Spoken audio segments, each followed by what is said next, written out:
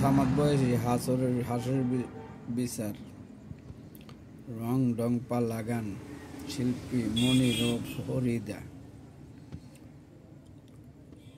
বিভিন্ন ধরনের বাউল গান আছে, বিচ্ছেদ, জারি গান, আইনুল হকের, কমলার বনবাস যাত্রা, মায়ের রানী,